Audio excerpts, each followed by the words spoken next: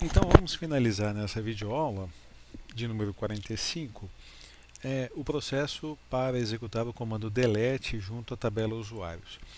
Voltamos aqui ao SQLOG para relembrar de uma característica do nosso banco de dados que envolve as tabelas usuário e acesso.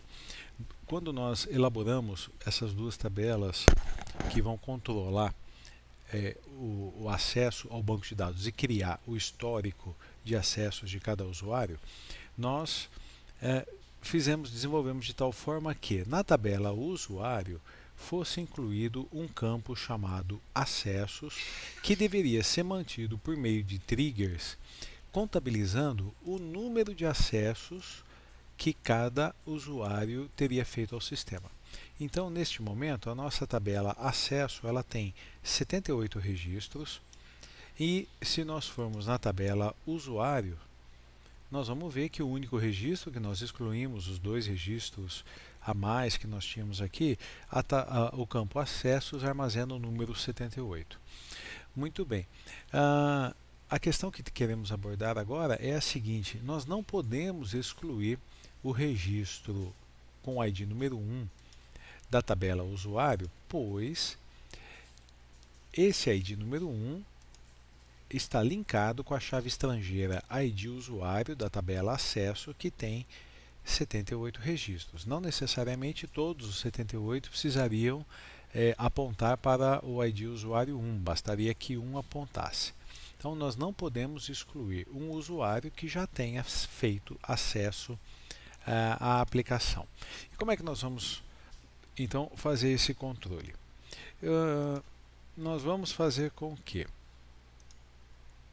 minimizar aqui as janelas, nós vamos fazer com que, ao acessarmos a nossa listagem de usuários, nós vamos verificar o conteúdo da tabela acessos, que agora está apontando para 79. Então, quando clicarmos no botão excluir, primeiro nós vamos verificar se há pelo menos um registro sendo apresentado, que é o caso, e em segundo lugar nós vamos verificar se o campo acessos armazena um valor maior do que zero. Então, a partir do momento que o usuário está cadastrado e ele tem pelo menos um acesso, ele não poderá ser excluído. E se ele tiver 0 acessos, ele poderá ser excluído. Portanto, nós vamos novamente lá no form usuários, na ação excluir.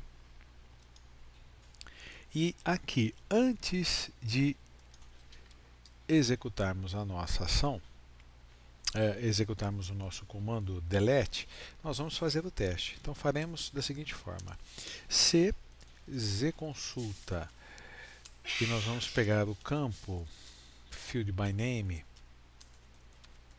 o nome do campo é acessos, e nós vamos pegar o conteúdo como um inteiro. Então, se o resultado da consulta na coluna acessos e esse valor for obtido como inteiro, se ele for maior do que zero, significa que, nós vamos dar aqui um then begin end, significa que o usuário selecionado tem pelo menos um acesso e não poderá ser excluído. Então, show message,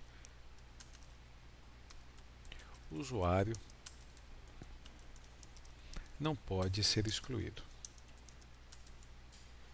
Não pode ser excluído ou deletado.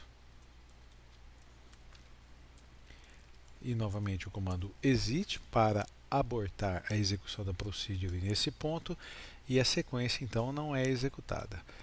Vamos executar a nossa aplicação. Cadastro de usuários, e se nós tentarmos excluir o usuário Wagner, ele tem 80 acessos e a mensagem usuário não pode ser excluído. Nós podemos melhorar essa mensagem explicando por que ele não pode ser excluído, e para isso então nós vamos continuar aqui esse show message. Então, usuário não pode ser excluído. Nós vamos colocar aqui o caractere 13 de mudança de linha, né? O usuário o usuário fez, e aí eu vou pegar o conteúdo daquele campo acessos, só que aqui, como eu estou concatenando strings ao invés de asInteger, nós vamos pegar o conteúdo do campo acessos como asString, para poder concatenar essa parte da string com o resultado da consulta. Então, o usuário fez tantos